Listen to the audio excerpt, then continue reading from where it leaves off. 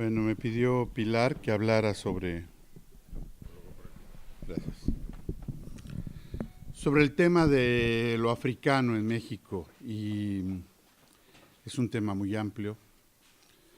Afortunadamente se ha venido trabajando desde hace varios años atrás y he elegido esta ilustración de un investigador que estuvo en nuestro país en el siglo XIX, Edward Pingrin, y el óleo, es una pintura óleo, la llamó el músico, y verán que es una persona con los rasgos somáticos africanos, y él sí que es un multiinstrumentista.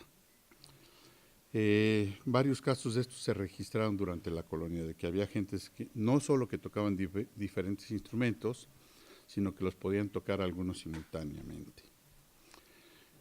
Bueno, también hablar de la presencia del África en las tradiciones musicales de México nos mete a varios conflictos, porque por ejemplo entre las culturas más antiguas del país está la cultura olmeca. Es un nombre que se le tuvo que poner para poderlos identificar de alguna manera, y esta cultura olmeca hizo varias esculturas monumentales, son cabezas de más o menos 2 metros de alto o más, algunas de ellas, y se supone que representan algunos de sus líderes, pero quiero que observen que estas cabezas olmecas tienen rasgos africanos. Esto es lo de la nariz corta, ancha, los labios bembos, una serie de elementos que nos hacen suponer que desde antes del arribo de los españoles hubo asentamientos de origen africano. También, si pueden ver en la placa que aparece ahí abajo, está uno de los personajes míticos más importantes de Mesoamérica, el Quetzalcóatl, que se puede traducir como el conocimiento precioso.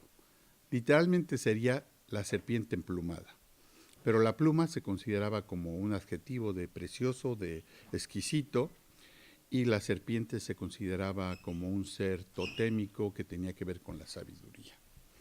¿Por qué les comento esto? Porque aparecen muchas de estas iconografías en la cultura olmeca, en donde hay personajes que están envueltos en todas estas serpientes y que tienen que ver con una tradición todavía perfectamente vigente hoy día.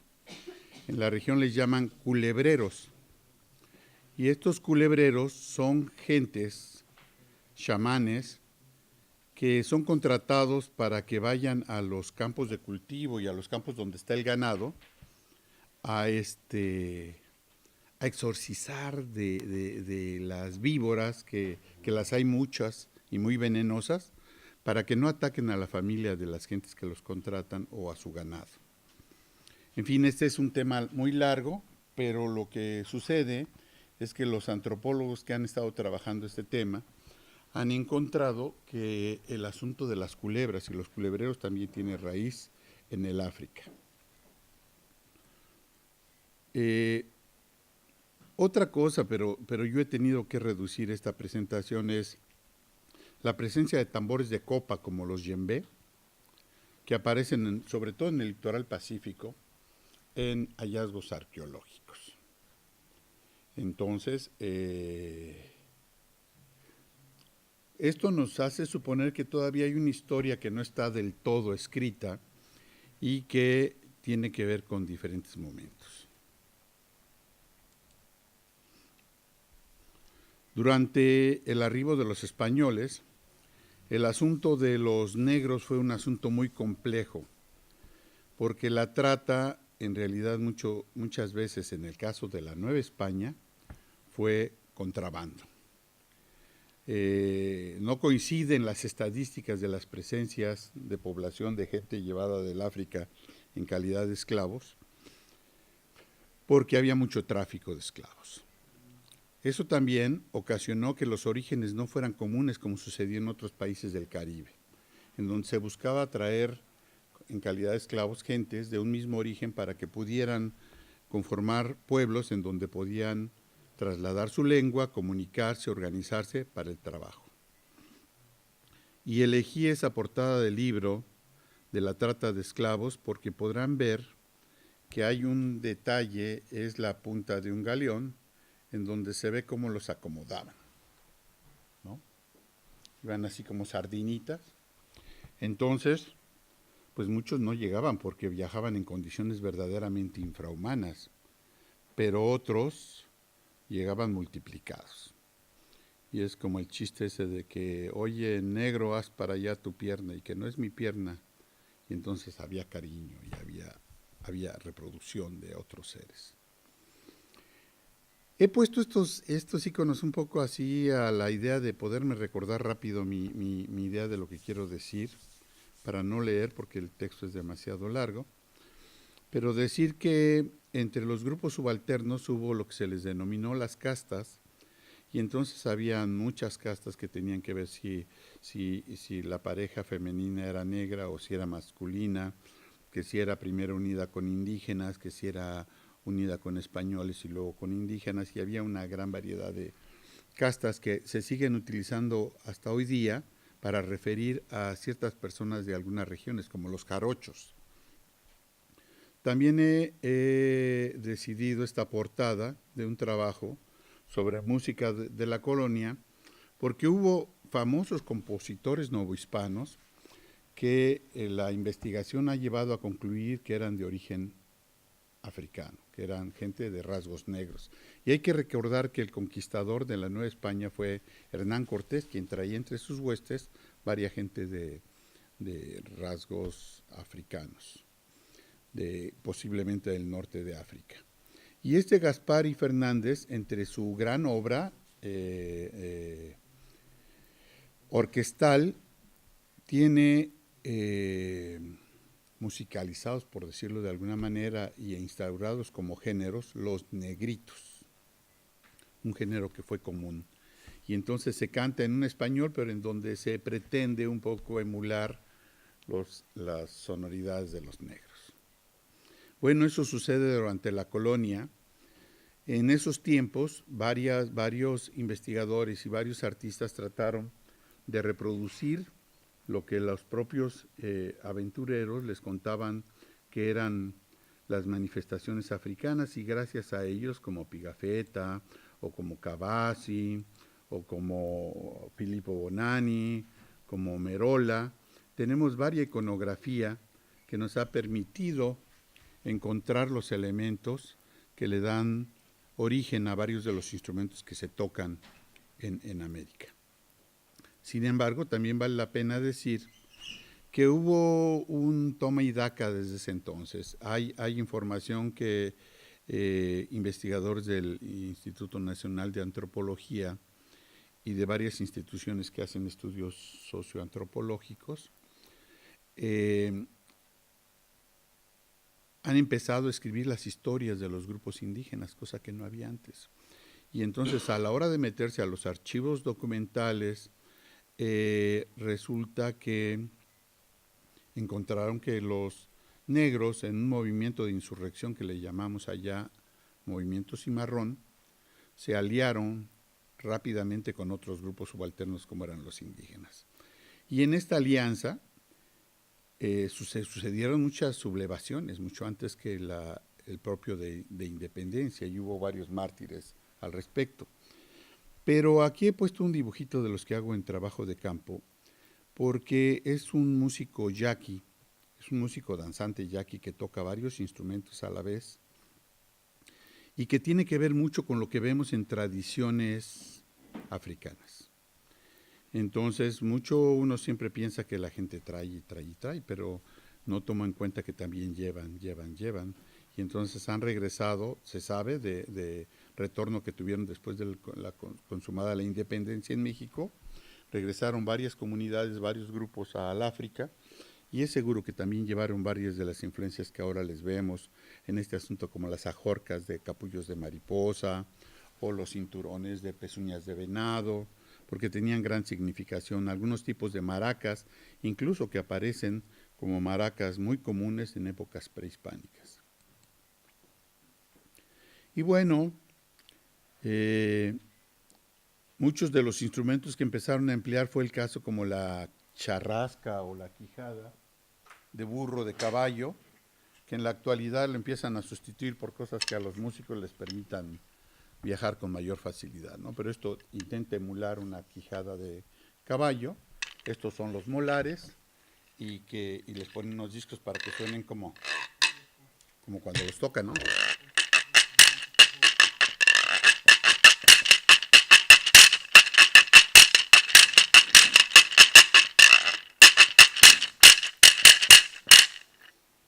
Eso es lo que hacen las tradiciones. Entonces los instrumentos se van modificando, como sucede en varios otros aspectos tradicionales, que se hacía el papel picado en papel de China o papel de seda, creo le dicen por acá, y luego lo empiezan a hacer en hule para que permanezca. Y en esta collage que les armé aquí, pues aparece un poco lo que sucede con los afromestizos en mi país. Casi todos habitan en los litorales, tanto al Pacífico como al Atlántico.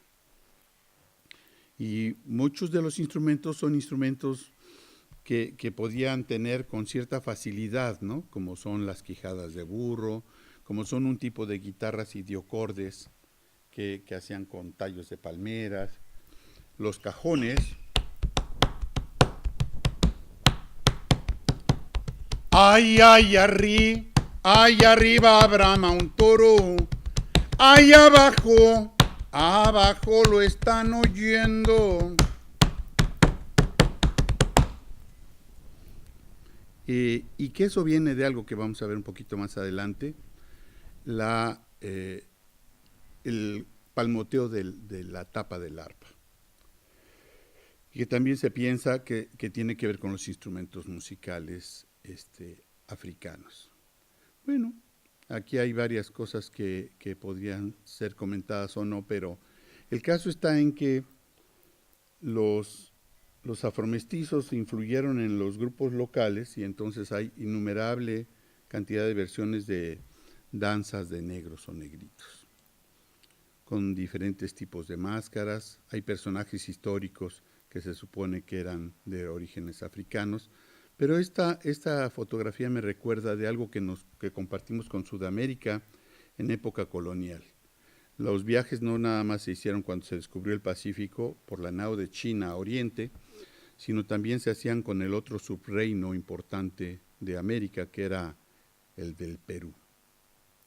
Y ahí se generó algo que originalmente llamaban zamacueca, zamaclueca, zambaclueca, y que daría origen a los tunderos, a las marineras, a muchos géneros sudamericanos.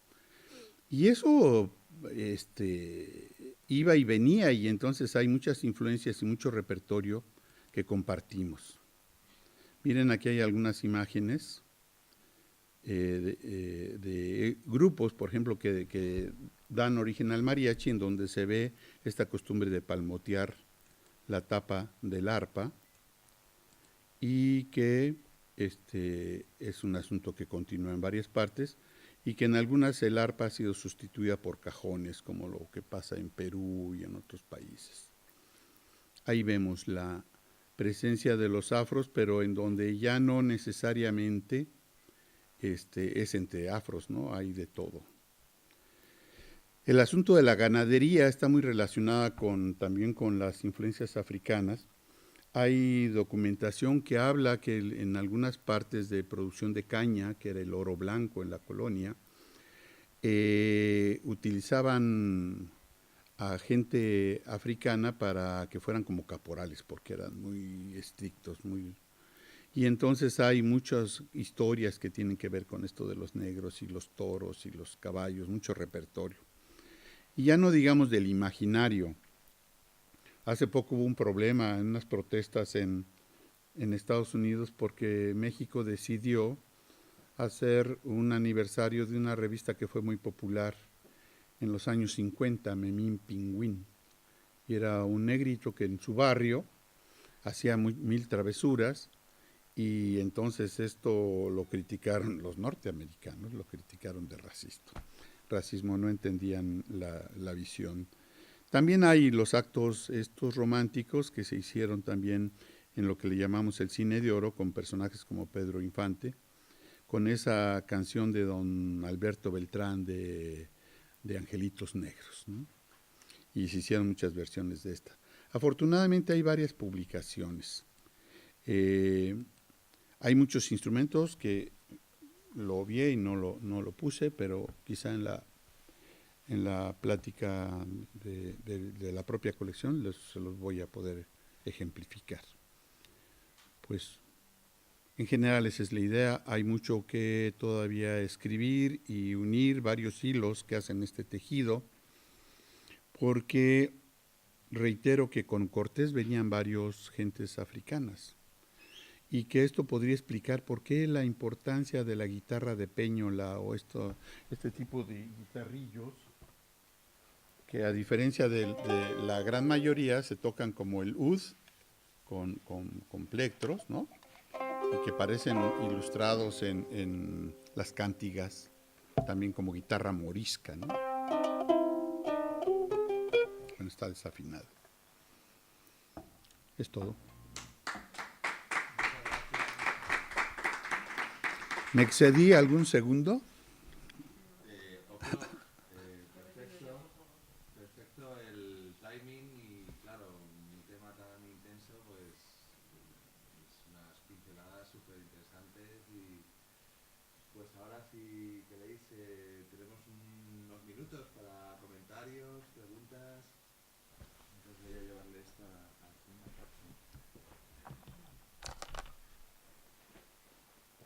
Yo si me permitís, si no hay nadie que...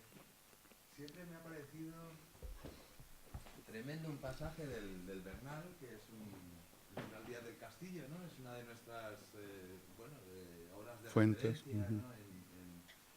Y dicen, tal, hace todo el inventario del barco que llevan y dice, y un negro con viruela. Y digo, cámara, ¿no? Caramba, ¿no? Y luego parece que lo usaban como la primera bomba química, digamos, armamento químico, ¿no?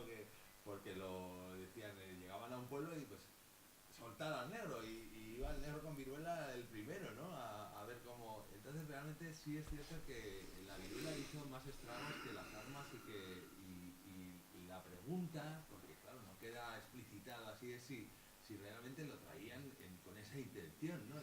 No, eso no lo sabemos porque también había mucha irresponsabilidad en esas aventuras, ¿no?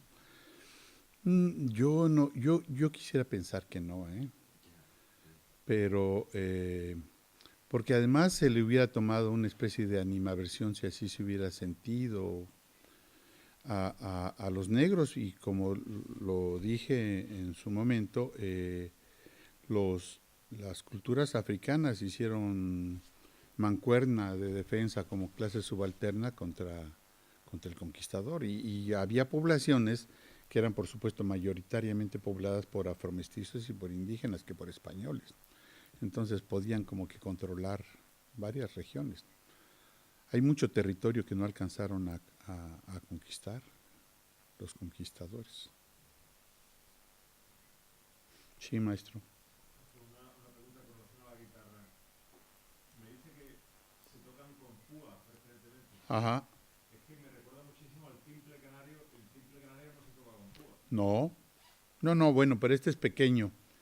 Lo que sí pasa con los instrumentos musicales en México es que hubo un fenómeno de acumulación y no de sustitución como en Europa.